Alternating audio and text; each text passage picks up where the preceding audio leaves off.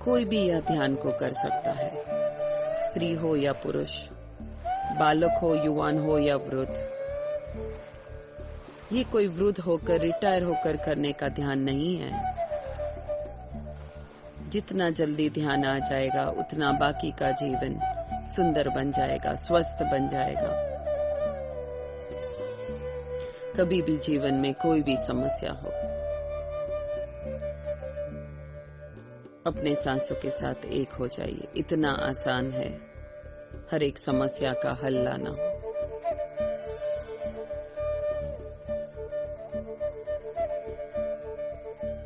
आज से हम संकल्प करते हैं कि हम ध्यानी बनेंगे,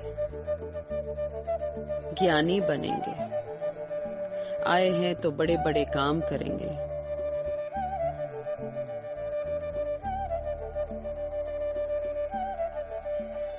यही है कृष्ण की लीला। हमने मनुष्य जीवन लिया यह जानने के लिए कि हम ईश्वर है, और अभी का जो समय है वो सबसे बढ़िया समय है। हमारी धरती एक ऐसे क्षेत्र में जा रही है जिसको कहते हैं फोटोन बेल्ट। ये बहुत ही ऊर्जित क्षेत्र है। इसी के वजह से धरती पर बहुत सारी ऊर्जा आ रही है और रोज इस ऊर्जा की मात्रा बढ़ रही है। इस ऊर्जा को ग्रहण करने का एक ही मार्ग है और वो है आनापानसति। अभी के समय में, इसी क्षण में यह जानने के लिए कि हम ही ईश्वर है, इससे ज्यादा बढ़िया समय हो नहीं सकता है। हमें ज्ञान प्राप्त होता है ऊर्जा से, और ऊर्जा कमाने का एक ही मार्ग है, वो है आनापानसति।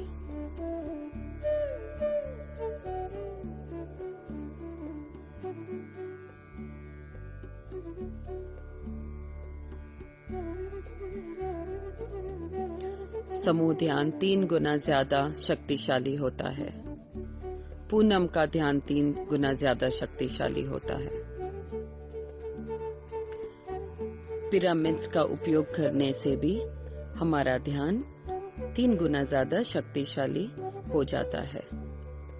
तो जब भी मौका मिले, या तो पिरामिड में बैठकर ध्यान करें, या फिर पिरामिड की टोपी सर पे पहनकर उसके साथ ध्यान करें। जिसके पास पैसा है सिर्फ वो ही धनी नहीं है। धनी तो वो है जिसके पास ऊर्जा है। हमने पूरा जीवन बिता दिया है बाह्य दौड़ में, पैसे के पीछे। तो आओ आज से हम एक संतुलन बना लें। बाह्य यात्रा के साथ साथ अंतर यात्रा के लिए भी थोड़ा समय निकालें और अपने आप को ऊर्जित करें। एक ऊर्जित मनुष्य ही सच्चा धनी है।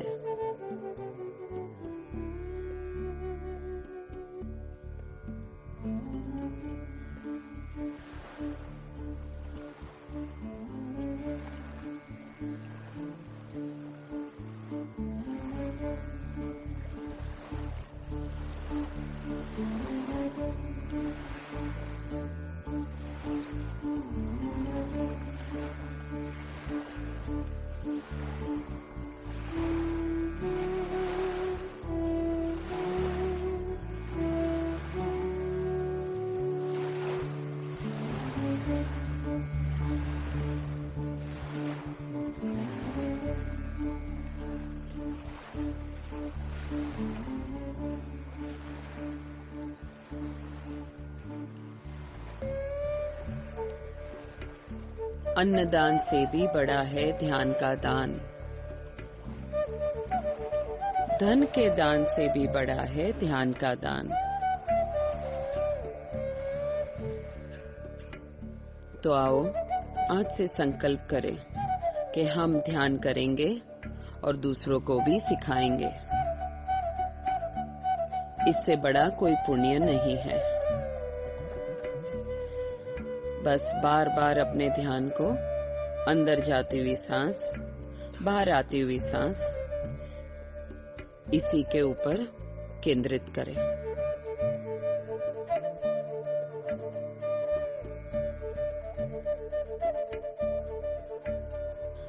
लगातार 40 दिन यह ध्यान करने से हमारा तीसरा नेत्र भी खुल सकता है।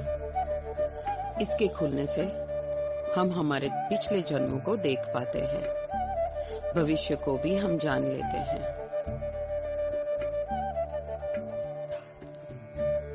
ऐसी कई और शक्तियां हैं जो हमारे अंदर है और इसी ध्यान से वह सब शक्तियां जागृत हो जाती है।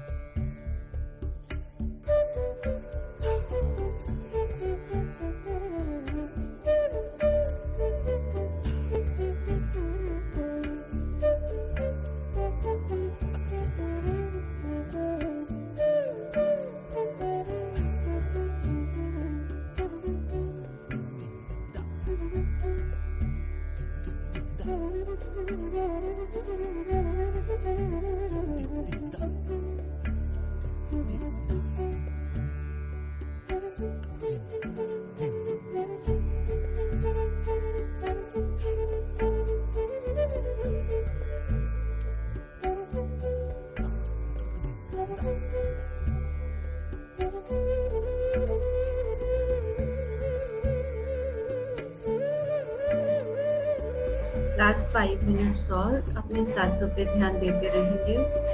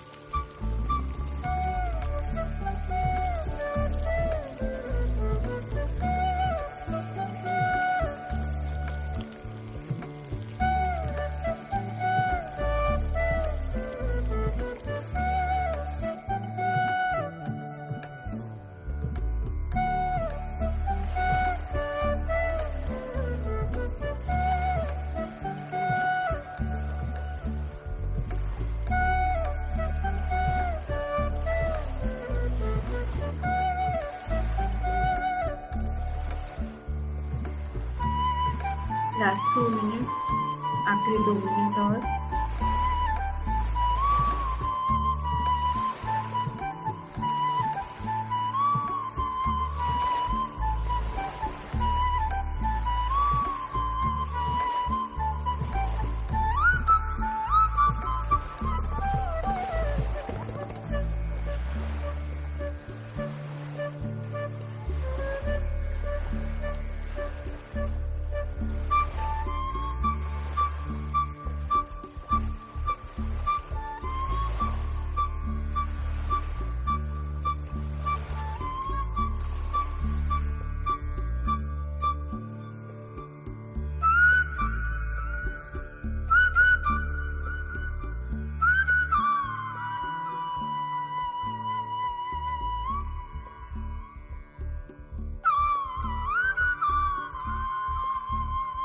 ध्यान के बिना ज्ञान नहीं और ज्ञान के बिना मुक्ति नहीं।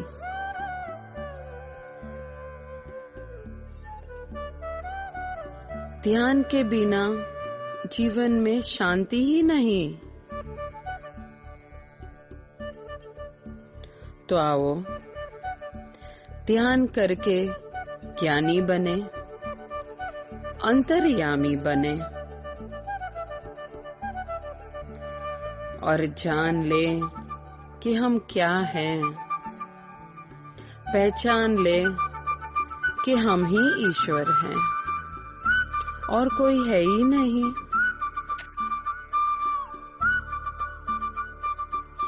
यह ध्यान सबके लिए है।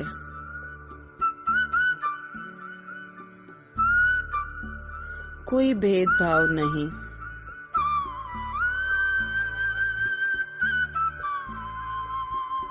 क्योंकि सांस सबके पास है।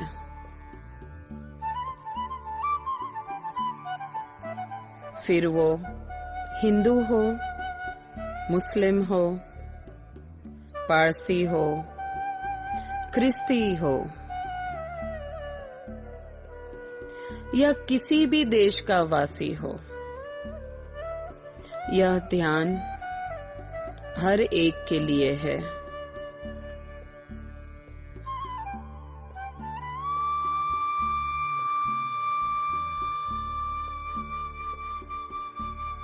आओ आज मेरे साथ संकल्प लीजिए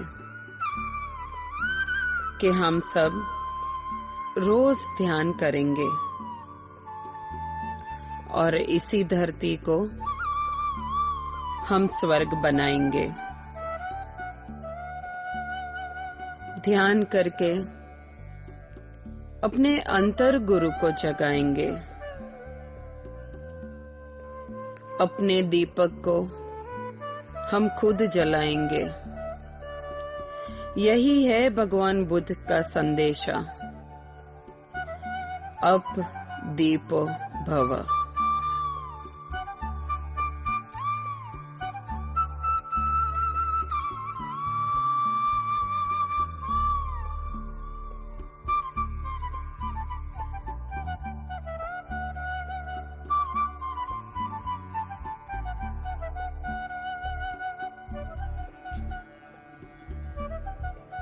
Last 10 seconds.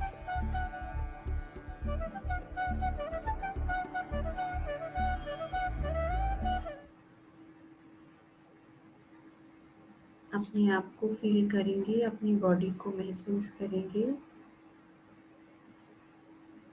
10, 9, 8, 7, 6, 5, 4, 3, 2, 1, 0।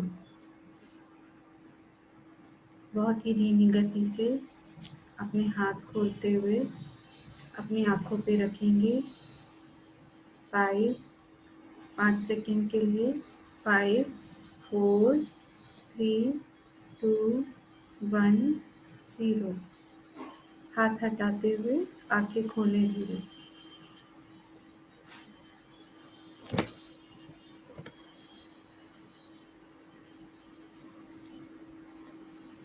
Thank you friends, आज के इस ध्यान के लिए बहुत बहुत तालियां, बहुत बहुत धन्यवाद। आप सभी ने बहुत अच्छा ध्यान किया। Thank you friends. Yes Pragati ma'am,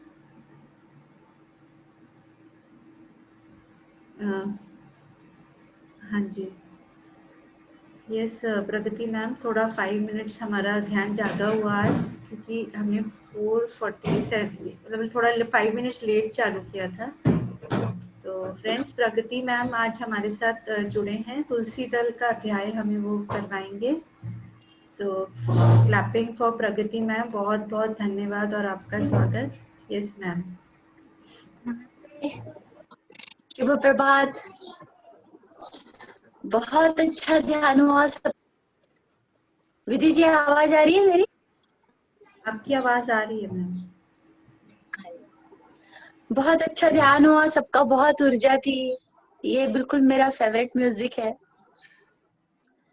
तो सब रेडी है आज का तुलसी दल का अध्याय सुनने के लिए? सर्वप्रथम मैं, जिन्होंने ये तुलसी दल लिखा है, ब्रह्म ऋषि सुभाष पात्रे जी को शत कोटि कोटि नमन करते हैं। और जिन्होंने ये समझने में मेरी सहायता की है, ब्रह्म ऋषि प्रेमनाथ सर और ज्ञान रत्न रामराजू सर, उनको भी मैं कोटि कोटि नमन करती हूँ। तो हम आज का हमारा अध्याय देखते हैं क्या है।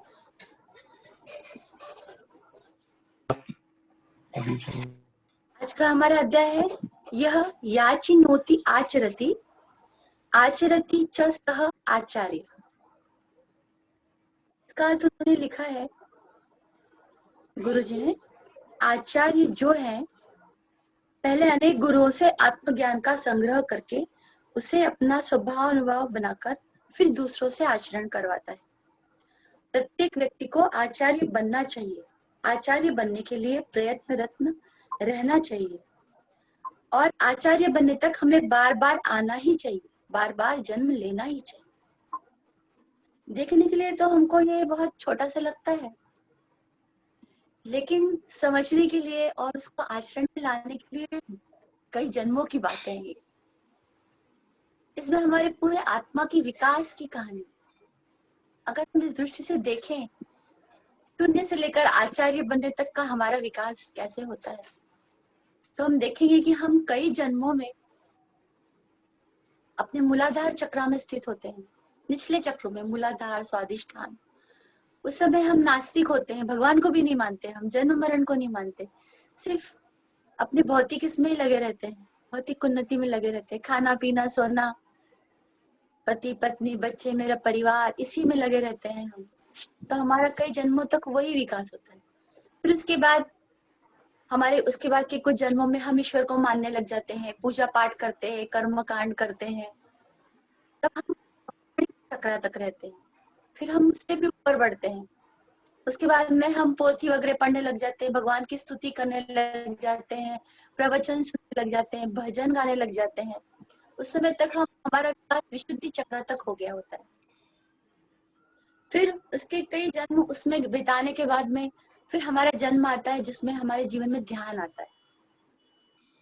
उस समय हम अपने आज्ञा चक्र में हमारी आत्मा का विकास होता है और उस ध्यान का जीवन में आने के बाद ही ज्ञान हमारे जीवन में आता है। तो ज्ञान बहुत होता है, ज्ञान के बहुत सारे मोती हमारे जीवन में आते हैं। फिर उस ज्ञान को आने के बाद में उसको समझना, उसको जीवन में आत्मसात करना बहुत ही जरूरी है। तो क्या क्या हम ज्ञान प्राप्त करते हैं ध्यान में आने के बाद में?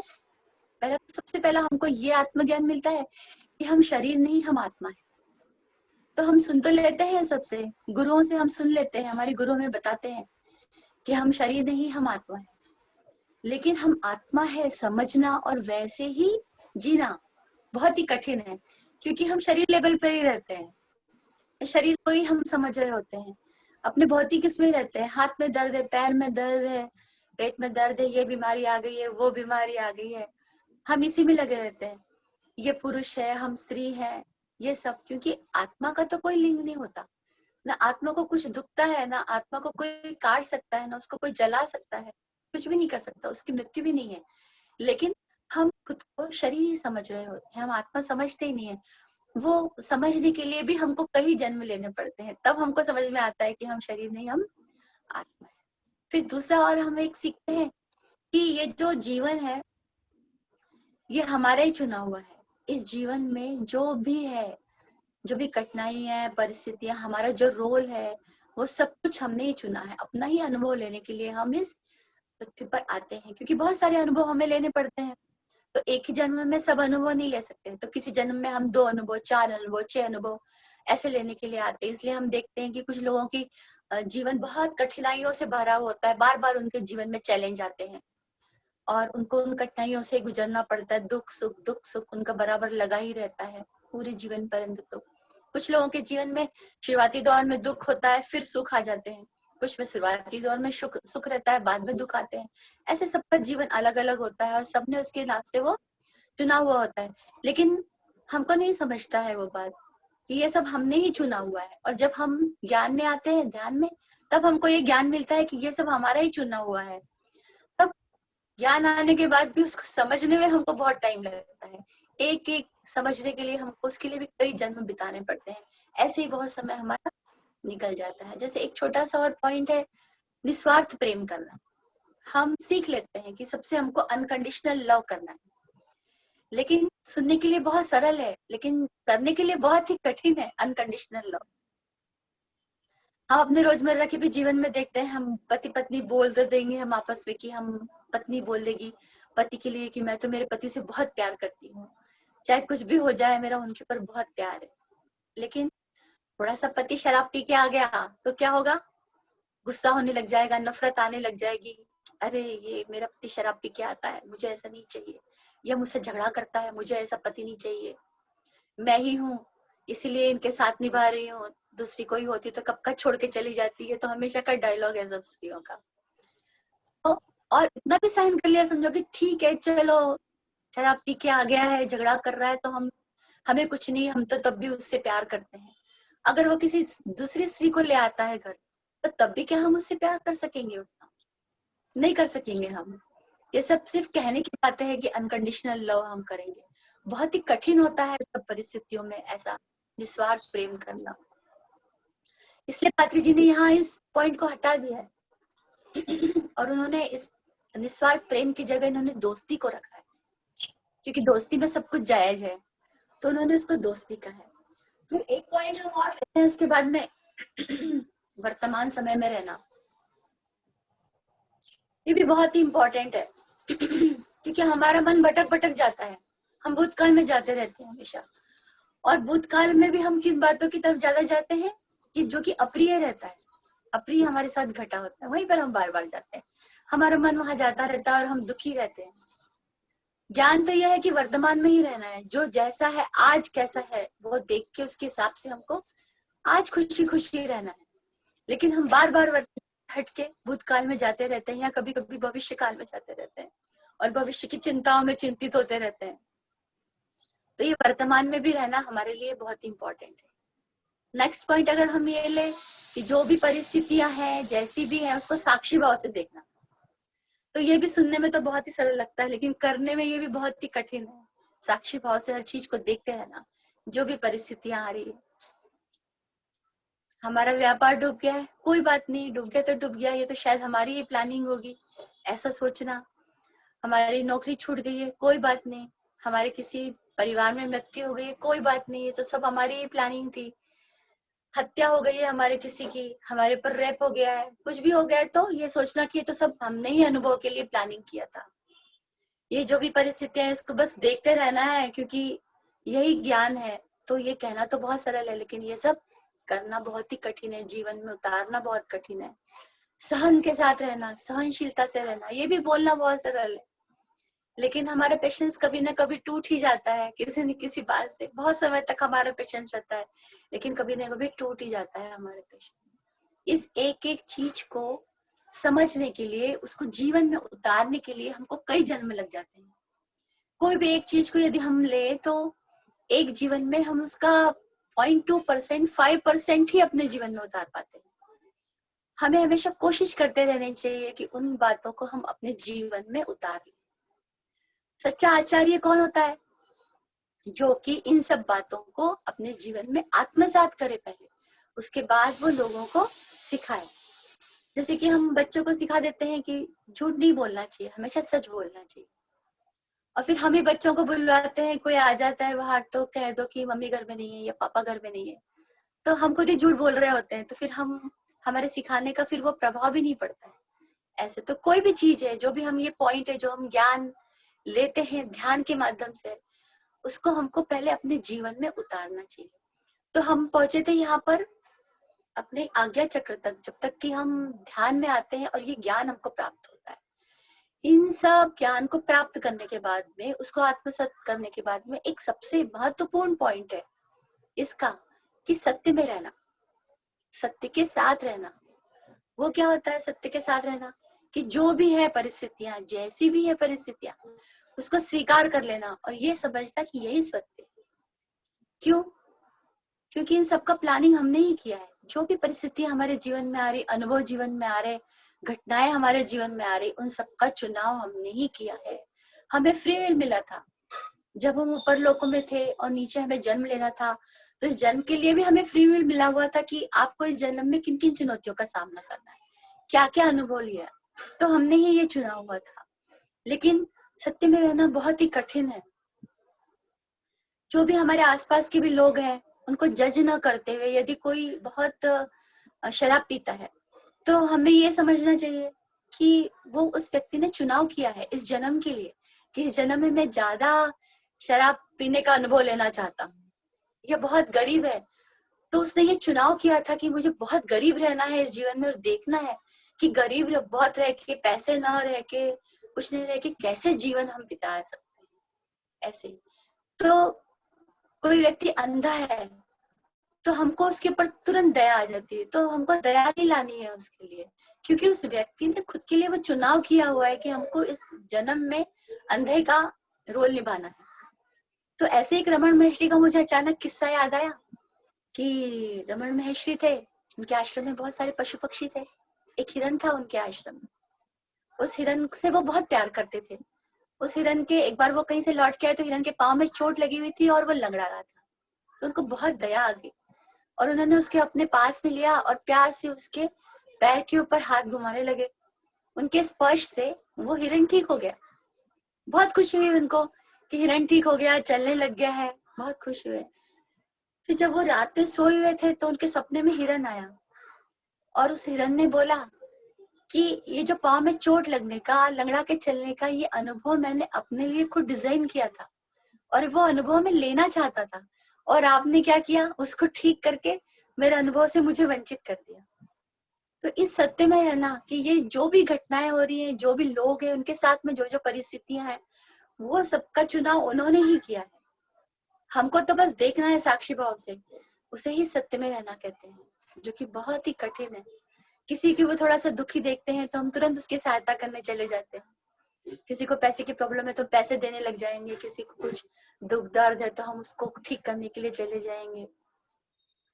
तो पात्रे जी क्या बोलते हैं कि ये सब जो नॉलेज है उसको जीवन में उतार के करने के लिए हमको बार बार जन्म लेना पड़ता है। जो हम बहुत बार जन्म ले लेते हैं, बहुत हमारे जन्म हो जाते हैं, उसके बाद ही हम उस स्थिति में पहुंचते हैं कि वो नॉलेज हम दूसरों को दे, क्योंकि तभी हम दे सकेंगे जब हमारे पास वो होगा। इसका एक सबसे बड़ा उदाहरण है हमारे गुरुजी पात्रे जी ही हैं। वो हमेशा सत्य में रहते हैं। जो भी उनके पास व्यक्ति आता है वो उसकी सारी प्रॉब्लम सुनते हैं, सुनते रहते हैं। वो जो भी बताता है उसके ऊपर वो कुछ भी इंटरफेयर नहीं करते कभी भी किसी के जीवन में। सब लास्ट में उसको क्या बताते हैं वो कि ठीक है, ऐसा है, कोई बात नहीं, आप ध्यान कीजिए, ध्यान में आ जाइए। बस। कोई अपने कुछ भी आर्थिक परिस्थितियां बताता है या कोई बीमारी के बारे में बताता है, कुछ भी, तो वो एकदम सत्य में रहते हैं और वो उसको लास्ट में ध्यान करने के लिए बता देते हैं।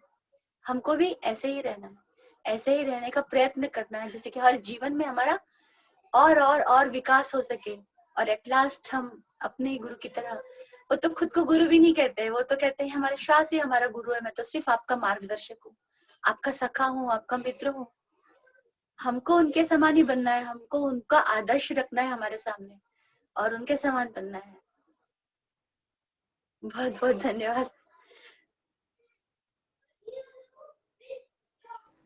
थैंक यू मैम, बहुत ही सुंदर, बहुत ही प्यारा। पत्री सर जैसे ही बिल्कुल आपने कम शब्दों में बहुत बड़ी बड़ी बातें समझा दी।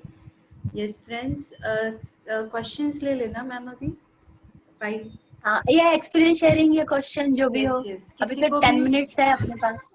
किसी को भी कोई क्वेश्चन है, कोई एक्सपीरियंस अपना शेयर करना है? गौरी संजीव मैम, आपका गौरी माइक ऑन। मैडम है। हाँ जी, हाँ आए हैं। नमस्ते, सभी को मेरा नमस्ते। मुझे बहुत अच्छा विधि जी, बहुत ही हेलो, आवाज आ रही है? विधि जी, हाँ जी, जो भी बोलिए। एक्सपीरियंस शेयरिंग करते हैं ना, तो हाँ। उनका आप स्क्रीन ले आइए। ओके ओके मेरा हटा के उनका ले आइए, जिससे कि वो ओके। दिखे सबको। Yes yes yes,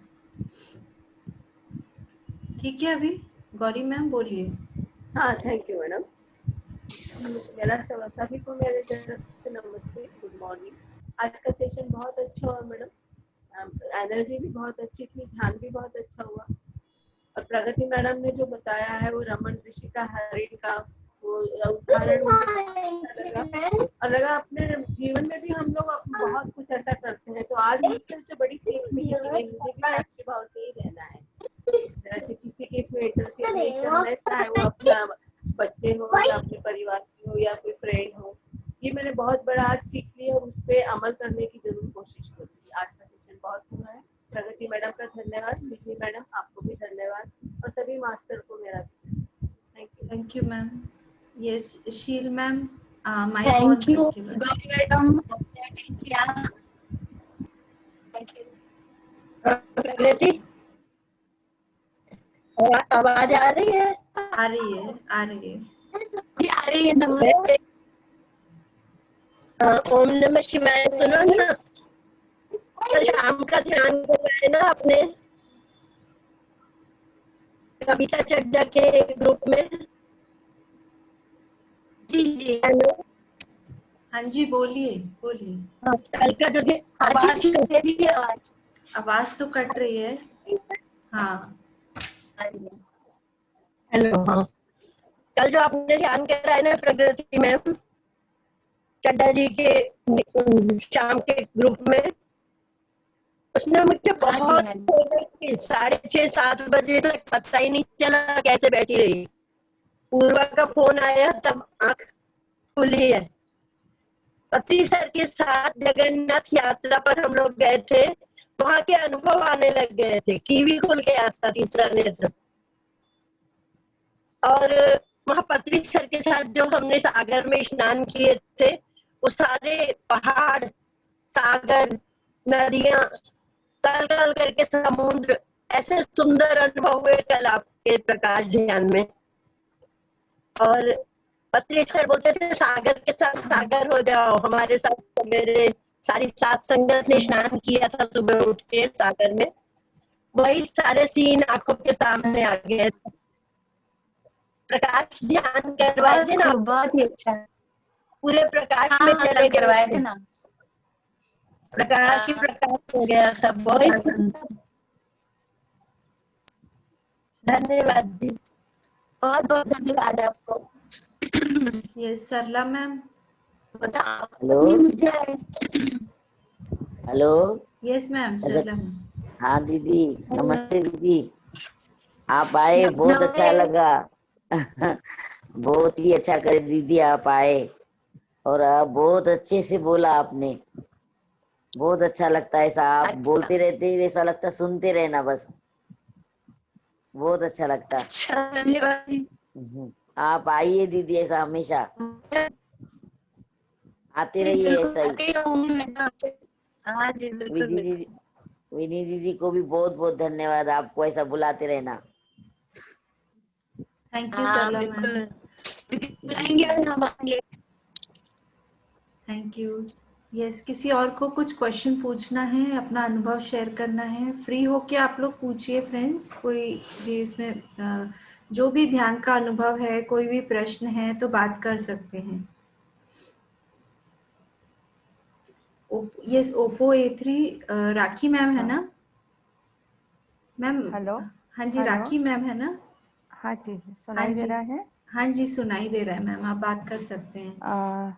hello. और Pragati ma'am, thank you so much.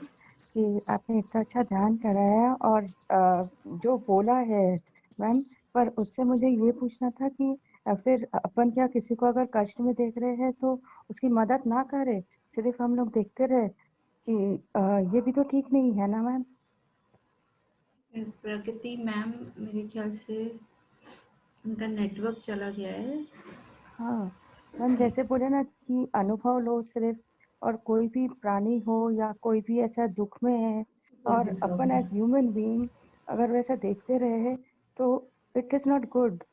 Means ऐसा मुझे लगता है कि मतलब we should go and help. मतलब अपना बेसिक जो नेचर है, अपन जाके मदद तो करते ही है। कोई अगर गिर गया है उसको तुरंत जाके उठाना, या फिर रोड पे किसी कोई को देख रहे हैं कि कोई गिर गया है तो अपन ऐसा देख के स्टैंड अलोन रह के ऐसा अपन देख नहीं सकते ना। तो इस बारे में मुझे पूछना था। यस प्रकृति मैम, आर यू देयर? मेरा भी क्वेश्चन था मैम। यस यस, प्रकृति मैम आप हैं? प्रकृति मैम?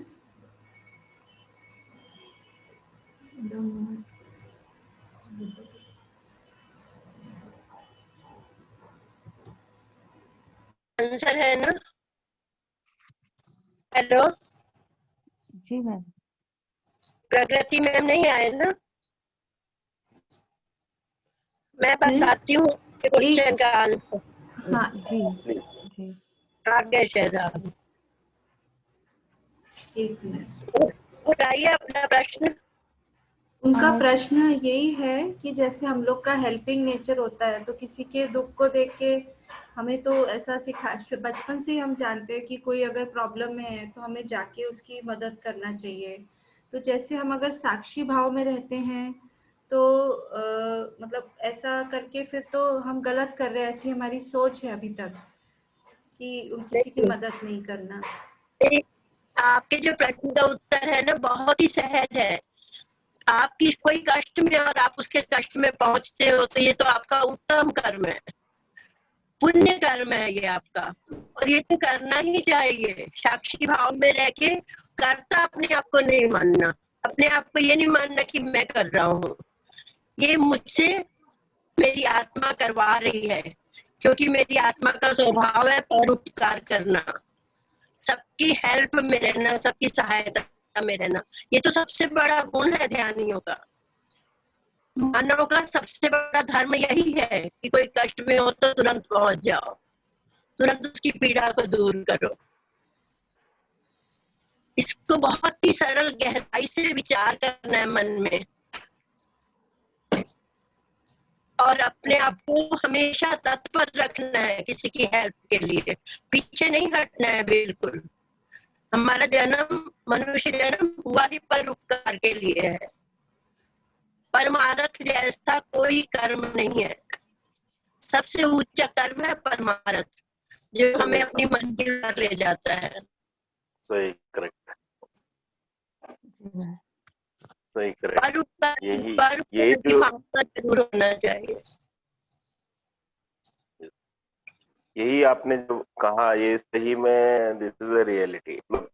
ठीक है, पर्सन वो स्टेज में है और उसको लाइफ में कर रहा है या हो रहा है या समझो तकलीफ में है, और वो उसका ये है, बट हमको क्या करना है वो हमारे पे। हमको जाके हेल्प, ये हमारा फर्ज है, एकदम हमको करना ही है। वो ऐसे नहीं कि फर्ज ये कि मैं वो तकलीफ में है तो भुगतना इसका किस्मत है, ये वो उसका भी है वो है, बट मुझे मुझे उसको चल हेल्प करना, ये मेरा काम, ये मेरा काम, ऐसे सोचता हूँ।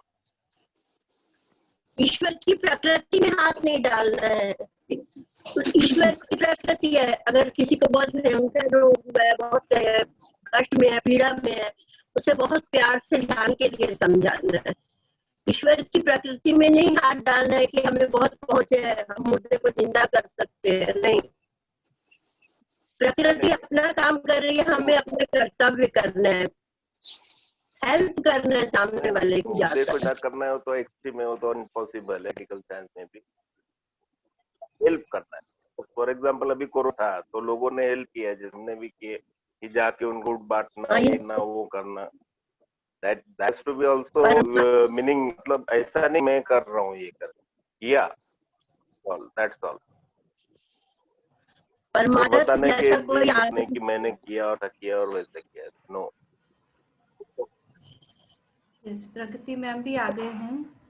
हाँ। प्रगति मैम, प्रश्न यही मैडम, सब पूछ हाँ। रहे थे कि जैसे हम लोग को बचपन से सिखाया गया है कि हमको मदद तो करनी चाहिए, और शील मैम ने भी बताया कि परोपकार या परमारथ जैसा तो कुछ नहीं है इस जीवन में, कि कोई अगर तकलीफ में है तो हमें उसकी मदद तो करनी ही चाहिए।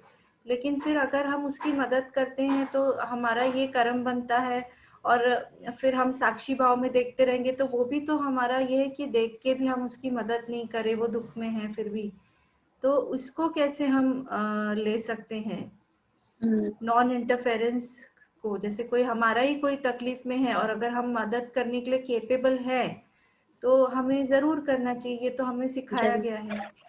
तो इसके बारे में कुछ। तो ये तो प्रश्न हमेशा है, द्वंद का है, मेरे भी मन में हमेशा उठा है और हमेशा उठता ही रहेगा ये। तो इस बारे में हमने बात भी की हुई है, तो हमें जो उत्तर मिला वही मैं उत्तर आपको बताना चाहती हूँ। जैसे हमको कहा गया है कि साक्षी भाव में रहना और जो भी परिस्थितियां हैं उसको सिर्फ देखते रहना, तो ये एक आदर्श स्थिति है। पर की स्थिति है ये, सब लोगों को उस स्थिति में पहुंचने में टाइम लगेगा बहुत, क्योंकि अधिकतर हम लोग विशुद्धि चक्रा में रहते हैं। विशुद्धि चक्रा वाले लोगों का क्या गुण होता है कि दूसरों की मदद करना, हमेशा जो भी कोई दीन दुखी है उसकी सहायता करना, और सब लोग अधिकतर उसी चक्रा में रहते हैं। और अगर हमको ये समझ आ भी गई है कि हमको साक्षी भाव से रहना है, ये तो उनका अपना अनुभव है, ये फ्री विल से उन्होंने ही जीवन में लिया है, चुना है वगैरह, सारा नॉलेज हमको हो गया है, फिर भी साक्षी भाव रखकर ये सोचकर कि ये मैं नहीं कर रहा हूँ, ये मतलब कि आत्मा नहीं कर रही है, ये शरीर कर रहा है, साक्षी भाव से रखना, ये कोई और ऑर्डर दिया है और हम कर रहे हैं। जैसे कि हमारे सर हमको बताते हैं, उदाहरण देते हुए, क्योंकि वो एयरफोर्स में है, तो अगर मैं एयरफोर्स में ड्यूटी पे हूँ और पाकिस्तान ने, किसी भी शत्रु देश ने हमला कर दिया और मुझे ऑर्डर मिला है हमले पे जाने का, तो मैं गया हूँ वहां पर और मैंने 2-4 बम गिरा दिए जिसमें बहुत सारे लोग नष्ट हो गए हैं, ठीक है, तो उसके लिए तो मुझे बाद में अवार्ड मिलेगा, है कि नहीं? क्योंकि मुझे ऊपर से ऑर्डर आया था वो काम करने का, और फिर उन लोगों ने मुझे अवार्ड दिया उसके लिए कि मैंने बहुत बहादुरी का काम किया। लेकिन अब मैं छुट्टी पे अगर घर आया हुआ हूँ और मेरा पड़ोस की किसी से झगड़ा हो गया है और मैंने उसका खून कर दिया, तब उस खून के लिए, उस मृत्यु के लिए कोई मुझे अवार्ड नहीं देगा, उसके लिए मुझे जेल में डालेंगे, क्योंकि वो मैंने मन से किया हुआ है अपने। इसलिए जब भी हम कोई ये काम करते हैं ना, तो हमको साक्षी भाव रखकर ये काम करना है, तो उसका फिर हमारे ऊपर कुछ भी इफेक्ट नहीं आएगा। हाँ, अगर हमने उसको किया है और साक्षी भाव नहीं रखा है तो उसका हमें कोई भी नुकसान नहीं। दूसरों को सहायता करने से हमें वो उतने गुण मिलेंगे ना, जब मृत्यु के बाद में हम ऊपर जाते हैं तो हमारे जीवन के पूरा एक दृश्य हमको दिखाया जाता है जिसमें हमने क्या क्या किया है, कहाँ अच्छा किया, कहाँ बुरा किया है, उसके लिए हमको गुण मिलते हैं। तो अगर हमने परोपकार किया है, किसी दुखी की सहायता की है, तो बहुत अच्छी बात है, उसके लिए गुण हमको मिलेंगे ही, मिलते ही हैं, वो तो करना ही चाहिए हमको मदद। सिर्फ अगर वो मदद करते हुए हम साक्षी भाव से करेंगे तो फिर हमारा दोनों हो जाएगा कि साक्षी भाव भी है और दूसरों की मदद भी। ऐसा उत्तर हमको हमारे सर ने दिया था, इसलिए वही मैं उत्तर यस, आप लोगों को प्रगति दी। मैम, सेम आंसर हाँ अभी जी। शील जी ने भी हाँ सेम हाँ ही आंसर समझाया कि हाँ, तो जो परोपकार तो करना ही सत्य है। है वो तो सत्य है ना, सब लोग वो सत्य जी, को वही बोलेंगे क्योंकि वही सत्य है। Yes yes. राखी मैम, कुछ और पूछना है? हाँ जी, नहीं मैम, थैंक यू मैम, मुझे अपने मतलब आंसर मिल गया है क्वेश्चन का। हाँ जी, हाँ जी। Okay, thank thank you you. So much. Praveen sir, I hope आपका भी क्लियर है। नॉट 100%। अच्छा। थोड़ा सा और डिबेटेबल। टाइम लगता है डिस्कशन में। हाँ, नहीं डिबेटेबल है। जैसे अभी एग्जांपल हाँ है, जैसे हाँ कोरोना हुआ था मार्च अप्रैल में, मैं था, हाँ अभी हाँ भी है, बट उस जैसे जो लोगों को खाना नहीं मिल रहा था, ये हो रहा था, उनकी कंडीशन देख के, जो मैंने था, वो कंडीशन इतनी पैथेटिक रहती है, उन सब बुझते हैं। फिर उसमें जाके उनको डेली फूड ना, ये सवेरे से पहले तक में रहता है कि इन एरिया के लोगों को, जो स्पेशली झोपड़पट्टी रहते हैं, उनकी कंडीशन बहुत पैथेटिक है। उनको कैसे भी आज कर को 100 लोग देना है, चाहे किससे भी बात करूँ, चाहे मैं फ्रेंड करूँ, चाहे कुछ भी करूँ, दैट इज कि ये मैंने की। बट वो जो सिचुएशन देखते हैं, वो सिचुएशन देखने के बाद अपने को फील होता है कि अरे क्या है, अब अपने भी उनका ठीक है, वो दर्द है, किस्मत है, वो सब है, वैसे सब कोई problem, but as today at this moment उसका जो तकलीफ है, आदमी को तो खाने को मिल रहा है, तो उसकी तकलीफ इससे बड़ी क्या हो सकती है। फैमिली छोटे छोटे बच्चे, उनको खाने मिल रहे नहीं मिल रहे, तो उससे तकलीफ ज्यादा क्या हो सकती है। तो उसमें उनको देना और ये हमको करना करना, ही चाहिए उनकी ये हेल्प। सबसे बड़ा मेरे को ऐसा लगता है। हाँ, बिल्कुल तो ठीक है वो जो आपका, क्योंकि है वो अभी हमारी सोच एक्चुअली उनको नहीं है देखते ना, रहना। हमको अच्छा ही लगता है हेल्प करना। बहुत अच्छी बात कर रहे हैं आप, ऐसा कुछ नहीं, बहुत ही अच्छा है ये, हेल्प तो करना ही चाहिए। सिर्फ ये जो हमसे भी ऊपर के लेवल के लोग हैं, जो ये समझ सकते हैं कि वो जो परिस्थिति है कि कोरोना में वो लोग बीमार हो, उनको खाने के लिए भी नहीं मिले, वो सब भी उन्होंने खुद ही चुना हुआ है अपने लिए परिस्थितियां, कि इस जन्म में हम जाएंगे, ऐसा ऐसा होगा, और फिर हम वो जो दुख है वो हम सहन करेंगे, चुनौती देखेंगे, स्वीकार करेंगे। ये वो आत्मा ने खुद चुनाव करके आया हुआ है, और वो देखना चाहता है कि कैसे हमको खाना नहीं मिलेगा 2 दिन, तो हम कैसे रह सकते हैं, उसमें दुख में हम कैसे रह सकते हैं। वो उन्होंने चुना है, उनके लिए उन्होंने चुना है, फ्री विल से उन्होंने चुना है, किसी ने जबरदस्ती नहीं किया है कि जबरदस्ती आप ये चुनो, ऐसा नहीं किया, वो आत्मा ने खुद ही चुना है। लेकिन अभी वो आत्मा भूल गई है ना, जन्म लेने के बाद वो भूल जाती है कि हमने क्या क्या चुना हुआ है। ऐसे तो होता है, फिर परिस्थितियों से और प्रॉब्लम से घबरा के लोग आत्महत्या कर लेते हैं, क्योंकि उन्हें नहीं पता है कि ये सारी जो कठिन परिस्थितियां हैं, चुनौतियां हैं, ये खुद हमने ही चुनी हुई है हमारे लिए। ये उसको भूल जाते हैं और उतनी कठिनाइयों को नहीं सहन कर पाते हैं, और वो आत्महत्या कर लेते हैं। फिर से उनको उन्हीं चुनौतियों का सामना करने के लिए दोबारा जीवन में फिर से कोई घटनाएं सब आती हैं उनके जीवन, जो उन परिस्थितियों को सह लेता है और आगे बढ़ जाता है, वो उस अनुभव से पार कर जाता है ना। सारे अनुभव हमको लेने हैं, हमने भी लिए हैं ये सब अनुभव, ऐसा है। तो जो लोग रह सकते हैं उसमें साक्षी भाव से, वो फिर थोड़े से अपने ऊपर के लेवल के आ गए। अब जैसे हम आप लोग हैं, हम तो किसी को दुखी देख के तुरंत ही हम पहुंच जाते हैं सहायता करने के लिए, क्योंकि अभी हम उस लेवल में हैं।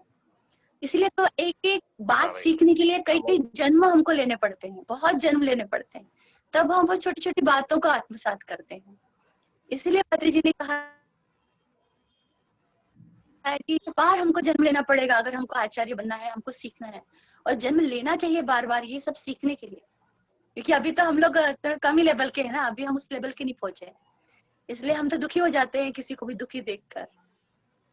मुझे लगता है थोड़ा सा मैं क्या कहना चाहती हूँ आपको समझा होगा। मैंने बेसिक लेवल में तो यस शायद वो लेवल में, हाँ, अभी हम भी नहीं है अभी उस वो लेवल लेवल पहुंचने के बाद सकता है ऐसा होता हो। हाँ, अभी हम भी नहीं है, जैसे आप नहीं वैसे हम भी नहीं है, हम भी दुखी हो जाते हैं दूसरों को देख के। अभी ये कुछ शील लोग मैम, हैं अभी। हाँ जी, राइट, ये शील मैम कुछ बोलना चाहेंगे आप? Thank you ma'am, thank you very much. Okay, thank you.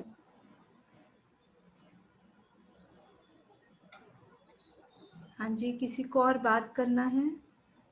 फिर तो प्रकृति, हाँ जी, अगर हम विशुद्धि चक्र के ऊपर चले गए तो हाँ। फिर तो हम भगवान ही हो गए। साक्षात नहीं जी, भगवान तो देखो, ईश्वर तो हम है ही, ईश्वर तो हम है ही, लेकिन हम भूल जाते हैं ना जन्म लेने के बाद कि हम ईश्वर है, तभी तो हम मनुष्य के समान व्यवहार करते हैं। बात जब हम सुनो ना सत्य में मेरी। रहेंगे ना। हाँ जी, सब बताइए। जैसे साक्षी तो भगवान ही है ना, भगवान तो हमारी एक ही आत्मा में साक्षी और आत्मा, आत्मा और परमात्मा, साक्षी से देखता रहता है और आत्मा कर्म करती है। तो हमारे शरीर तो साक्षी बनने के लिए तो हमें हो सकता है इसी जन्म में बन जाए हम, बहुत बड़ी बात हाँ, नहीं है। हो सकता है लेकिन बन जाएंगे, आप उस लेवल तक अब आ गए हैं, आप बन जाएंगे। नहीं, आत्मा और परमात्मा तो इस शरीर में ही है ना, साक्षी से हमारे कर्मों को देख रहा है, सिर्फ देख रहा है और एक सिर्फ कर्म कर रहा है। तो बराबर, आप आशीर्वाद दो कि ऐसा ही हो। बहुत अच्छा समझाया आपने। Thank you. मैंने तो कोशिश की, जो सीखा है तो से वो कोशिश की बताने की। आप चले गए तो मैंने हिम्मत करके जवाब दिया। अरे आप तो मेरे से ज्यादा सीनियर हैं, आप तो बहुत अच्छा जवाब दे सकेंगे। मैं तो अभी मैच हो नहीं हूँ। गए। दोनों के प्रश्न के उत्तर मैच हो गए। धन्यवाद। हाँ thank you. Thank you friends. तो thank you Pragati ma'am. Yes Thank you, sir. So time लगता है, एकदम ही हमारा मन अभी सेटिस्फाई नहीं होता है। सो आप लोग ज्वाइन होते रहेंगे, ये स्पिरिचुअल डिस्कशन है, धीरे धीरे धीरे धीरे हमें समझ आता है। हम लोग भी कई सालों से जुड़े हैं, कई डाउट्स रहते हैं, बट स्लोली स्लोली अपने आत्मा से ही उसका उत्तर मिलता है। जब अंदर से जब प्रश्नों के उत्तर मिलने लगते हैं तो वो सबसे बड़ा संतुष्टि हमें मिलती है।